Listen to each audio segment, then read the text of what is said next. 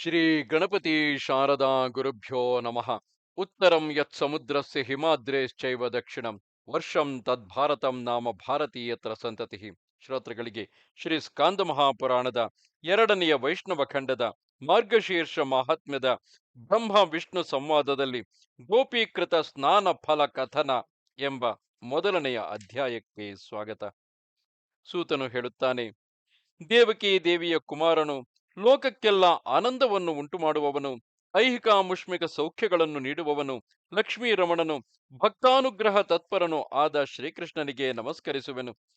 ದೇವತೆಗಳಿಗೆ ಪರಮ ದೈವತವು ಶ್ರೀದೇವಿಯ ಪತಿಯೂ ಆದ ಮಹಾವಿಷ್ಣುವು ಶ್ವೇತ ದ್ವೀಪದಲ್ಲಿ ಸುಖಾಸನದಲ್ಲಿ ಮಂಡಿಸಿರಲು ಚತುರ್ಮುಖನಾದ ಬ್ರಹ್ಮದೇವನು ತಂದೆಯಾದ ಆತನಿಗೆ ನಮಸ್ಕರಿಸಿ ಇಂತೆಂದು ಕೇಳತೊಡಗಿದನು. ಬ್ರಹ್ಮದೇವನು ಕೇಳುತ್ತಾನೆ, ಇಂದ್ರಿಯಗಳಿಗೆ ನಿಯಾಮಕನು, ಲೋಕಗಳ ಉತ್ಪತ್ತಿಗೆ ಕಾರಣನು, ಕೇಳುವುದಕ್ಕೆ ಇಂಪಾದ ಲೀಲಾ ವಿಲಾಸಗಳಿಂದ ಕೂಡಿದ ಚರಿತ್ರೆಯುಳ್ಳವನು, ದೇವಾಧಿದೇವನು, ಸರ್ವಜ್ಞನು, ಸರ್ವ ಬ್ರಹ್ಮಾಂಡಕ್ಕೂ ನಿಗ್ರಹ ಅನುಗ್ರಹ ಶಕ್ತಿಯುಳ್ಳವನು ಆದ ಎಲೈ ತಂದೆಯೇ, ಈಗ ನಾನು ಕೇಳುವುದನ್ನು ದಯವಿಟ್ಟು ತಿಳಿಸು. ಮುನ್ನ ನೀನು ಅರ್ಜುನನಿಗೆ ಭಗವದ್ಗೀತೆಯಲ್ಲಿ ಮಾಸಗಳಲ್ಲೆಲ್ಲ ನಾನು ಮಾರ್ಗಶೀರ್ಷ ಮಾಸವೆಂದು ಹೇಳಿದೆಯಲ್ಲವೇ? ಆ ಮಾಸದ ಮಾಹಾತ್ಮ್ಯವನ್ನು ತತ್ವಾರ್ಥ ಸಹಿತವಾಗಿ ತಿಳಿಯಲು ನಾನು ಅಪೇಕ್ಷಿಸುತ್ತಿರುವೆನು. ಎಲೈ ಶ್ರೀನಿವಾಸನೇ, ಆ ಮಾಸಕ್ಕೆ ಅಧಿದೇವತೆ ಯಾರು? ಆ ಕಾಲದಲ್ಲಿ ಮಾಡಬೇಕಾದ ದಾನವೇನು? ಸ್ನಾನವನ್ನು ಹೇಗೆ ಮಾಡಬೇಕು? ಅವುಗಳಿಗಾಗಿ ಯಾವ ವಿಧಿಗಳನ್ನು ಅನುಸರಿಸಬೇಕು? ಮನುಷ್ಯರು ಆಗ ಮಾಡಬೇಕಾದ ಕಾರ್ಯಗಳು ಯಾವುವು? ಯಾವ ಆಹಾರವನ್ನು ಸ್ವೀಕರಿಸಬೇಕು? ನಾಶರಹಿತನಾದ ದೇವನೇ, ಆಗ ಯಾವ ಸಂಭಾಷಣಾದಿಗಳನ್ನು ಮಾಡಬೇಕು? ಯಾವ ಯಾವ ಪೂಜೆ, ಧ್ಯಾನ, ಮಂತ್ರ ಮುಂತಾದವುಗಳನ್ನು ಸಾಧಿಸಿಕೊಳ್ಳಬೇಕು? ಆ ಮಾಸದಲ್ಲಿ ಯಾವ ಕರ್ಮಗಳನ್ನು ಮಾಡಬೇಕೆಂಬ ಈ ವಿಷಯವೆಲ್ಲವನ್ನು ಅಮೂಲಾಗ್ರವಾಗಿ ನನಗೆ ತಿಳಿಸುವವನಾಗು. ಭಗವಂತನು ಹೇಳುತ್ತಾನೆ, ಎಲೈ ಬ್ರಹ್ಮದೇವನೇ, ಸಕಲ ಲೋಕಗಳಿಗೂ ಉಪಕಾರವನ್ನು ಮಾಡಲೆಳಸಿದ ನಿನ್ನಿಂದ ಬಹಳ ಯುಕ್ತವಾದ ವಿಷಯವೇ ಪ್ರಶ್ನಿಸಲ್ಪಟ್ಟಿತು. ಆ ಮಾಸದಲ್ಲಿ ಕರ್ಮಗಳಿಂದ ಸಕಲ ಇಷ್ಟ ಪೂರ್ತಾದಿ ಕರ್ಮಗಳು ಮಾಡಿದಂತಾಗುವವು. ಸಕಲ ಯಜ್ಞಗಳನ್ನು ಮಾಡುವುದರಿಂದ ಯಾವ ಪುಣ್ಯವು ಲಭಿಸುವುದೋ, ಸಕಲ ತೀರ್ಥಗಳ ಸೇವನೆಯಿಂದ ಯಾವ ಫಲವು ಕೈಗೂಡುವುದೋ, ಮಾರ್ಗಶೀರ್ಷ ಮಾಸದ ವ್ರತವನ್ನು ಮಾಡುವುದರಿಂದ ಆ ಫಲವೇ ಮನುಷ್ಯನಿಗೆ ಪ್ರಾಪ್ತವಾಗುವುದು. ಎಲೈ ಪುತ್ರನೇ, ತುಲಾಪುರುಷ ದಾನ ಅಂದರೆ ಮನುಷ್ಯನ ತೂಕದಷ್ಟು ಚಿನ್ನ ಮುಂತಾದವುಗಳನ್ನು ದಾನ ಮಾಡುವುದು ಮುಂತಾದ ಸತ್ಕರ್ಮಗಳಿಂದ ಮಾನವನು ಯಾವ ಫಲವನ್ನು ಸಂಪಾದಿಸುವನೋ, ಈ ಮಾರ್ಗಶೀರ್ಷ ಮಹಾತ್ಮ್ಯದ ಶ್ರವಣದಿಂದಲೂ ಆ ಫಲವೇ ಲಭಿಸುವುದು. ಯಜ್ಞಗಳಿಂದಲೂ ವೇದಾಧ್ಯಯನದಿಂದಲೂ ದಾನಾದಿ ಸತ್ಕಾರ್ಯಗಳಿಂದಲೂ ಸಕಲ ತೀರ್ಥಗಳಲ್ಲಿಯೂ ಸ್ನಾನವನ್ನು ಮಾಡುವುದರಿಂದಲೂ ಸನ್ಯಾಸ ಸ್ವೀಕಾರದಿಂದಲೂ ಯೋಗಾಭ್ಯಾಸದಿಂದಲೂ ನಾನು ಮನುಷ್ಯರಿಗೆ ಯಾವಾಗಲೂ ವಶವಾಗಲಿಲ್ಲ. ಮಾರ್ಗಶಿರ ಮಾಸದಲ್ಲಿ ಮಾಡಿದ ಸ್ನಾನದಿಂದಲೂ ದಾನಗಳಿಂದಲೂ ಪೂಜೆಗಳಿಂದಲೂ ಧ್ಯಾನದಿಂದಲೂ ಮೌನ ವ್ರತದಿಂದಲೂ ಜಪಾದಿ ಸಾಧನಗಳಿಂದಲೂ ಹೇಗೆ ವಶಗೊಳಿಸಲ್ಪಟ್ಟೆನೋ, ಹಾಗೆ ಇತರ ಯಾವ ಉಪಾಯಗಳಿಂದಲೂ ವಶೀಕೃತನಾಗಲಿಲ್ಲ. ಪರಮ ಗುಹ್ಯವಾದ ಈ ವಿಷಯವನ್ನು ನಿನಗೆ ತಿಳಿಸಿರುವೆನು. ಧರ್ಮಗಳೇ ಮೊದಲಾದ ಇತರ ಅನೇಕ ಸಾಧನಗಳನ್ನು ತಿಳಿಸಿದರೂ ಕೂಡ ನನ್ನನ್ನು ಹೊಂದುವುದಕ್ಕೆ ಇದೇ ಏಕಾಂತ ಕಾರಣವೆಂಬುದನ್ನು ತಿಳಿದ ಸ್ವರ್ಗಲೋಕ ನಿವಾಸಿಗಳಾದ ದೇವತೆಗಳಿಂದ ಈ ಮಾರ್ಗಶೀರ್ಷ ವ್ರತವು ಮರೆಗೊಳಿಸಲ್ಪಟ್ಟಿತು.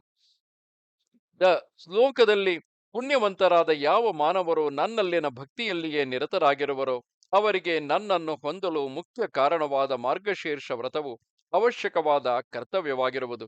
ಯಾವ ಮನುಷ್ಯರು ಈ ಭರತಖಂಡದಲ್ಲಿ ಹುಟ್ಟಿದರೂ ಕೂಡ ಮಾರ್ಗಶೀರ್ಷ ವ್ರತವನ್ನು ಆಚರಿಸುವುದಿಲ್ಲವೋ ಅವರೆಲ್ಲರೂ ಕಲಿಕಾಲದ ಮೋಹಕ್ಕೊಳಗಾದ ಪಾಪ ಸ್ವರೂಪರೆಂದೇ ತಿಳಿದುಕೊಳ್ಳಬೇಕು. ಎಲೈ ಪ್ರಿಯಪುತ್ರನೇ, ಇತರ 8 ಮಾಸಗಳಲ್ಲಿ ಸೇವೆಯನ್ನು ಮಾಡಿದುದರಿಂದ ಮನುಷ್ಯನು ಯಾವ ಫಲವನ್ನು ಪಡೆಯುವನೋ ಅಷ್ಟು ಪುಣ್ಯವನ್ನೇ ಸೂರ್ಯನು ಮಕರ ರಾಶಿಯಲ್ಲಿರುವಾಗ ಮಾಘ ಮಾಸದಲ್ಲಿ ಮಾಡಿದ ಪೂಜೆಯಿಂದ ಪಡೆಯುವನು. ಮಾಸ ಮಾಸದ ಸೇವೆಗಿಂತಲೂ 100 ಪಾಲಿನಷ್ಟು ಪುಣ್ಯವು ವೈಶಾಖ ಮಾಸದಲ್ಲಿ ಲಭಿಸುವುದು. ಆ ವೈಶಾಖ ಮಾಸಕ್ಕಿಂತಲೂ ಕೋಟಿ ಗುಣಿತವಾದ ಸತ್ಫಲವು ಸೂರ್ಯನು ತುಲಾ ರಾಶಿಯಲ್ಲಿರುವಾಗ ಲಭಿಸುವುದು. ಆ ತುಲಾ ಮಾಸಕ್ಕಿಂತಲೂ ಸೂರ್ಯನು ವೃಶ್ಚಿಕ ರಾಶಿಸ್ಥನಾಗಿದ್ದಾಗ ಮಾಡಿದ ಸೇವೆಯು ಕೋಟಿ ಪಾಲಿನಷ್ಟು ಹೆಚ್ಚಿನದಾಗಿರುವುದು. ಇವುಗಳೆಲ್ಲಕ್ಕಿಂತಲೂ ಮಾರ್ಗಶೀರ್ಷ ಮಾಸವು ಅತ್ಯಧಿಕ ಫಲದಾಯಕವಾಗಿ ಯಾವಾಗಲೂ ನನಗೆ ಪ್ರಿಯವಾಗಿರುವುದು. ಆ ಮಾಸದಲ್ಲಿ ಉಷಃಕಾಲದಲ್ಲಿ ಎದ್ದು ಯಾವ ಮಾನವನು ವಿಧಿಪ್ರೋಕ್ತವಾದ ರೀತಿಯಿಂದ ಸ್ನಾನವನ್ನು ಮಾಡುವನೋ ಅವನಿಗೆ ನಾನು ಸಂತೋಷಗೊಂಡು ನನ್ನ ಆತ್ಮವನ್ನಾದರೂ ಕೊಟ್ಟು ತೃಪ್ತಿಪಡಿಸುವೆನು.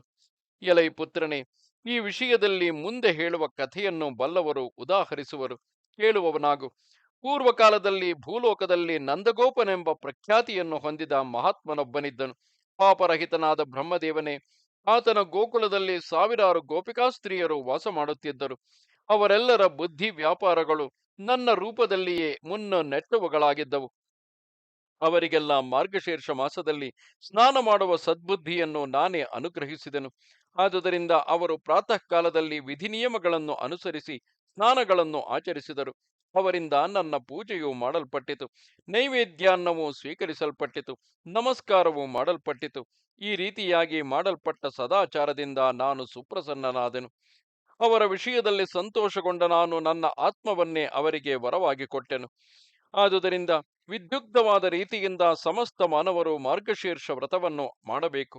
ಇಲ್ಲಿಗೆ 81,000 ಶ್ಲೋಕಗಳ ಸಂಹಿತೆಯೆಂದು ಪ್ರಸಿದ್ಧವಾದ ಶ್ರೀ ಸ್ಕಾಂದ ಮಹಾಪುರಾಣದ 2ನೆಯ ವೈಷ್ಣವ ಖಂಡದ ಮಾರ್ಗಶೀರ್ಷ ಮಹಾತ್ಮ್ಯದ ಬ್ರಹ್ಮ ವಿಷ್ಣು ಸಂವಾದದಲ್ಲಿ ಗೋಪೀಕೃತ ಸ್ನಾನ ಫಲ ಕಥನ ಎಂಬ ಮೊದಲನೆಯ ಅಧ್ಯಾಯವು ಮುಗಿದುದು. ನಮಸ್ತೆ ಶಾರದೆ ದೇವಿ, ಕಾಶ್ಮೀರ ಪುರವಾಸಿನಿ, ತ್ವಾಮಹಂ ಪ್ರಾರ್ಥಿಗೆ ನಿತ್ಯಂ, ವಿದ್ಯಾದಾನಂಚ ದೇಹಿಮೆ. ನಮಸ್ಕಾರ.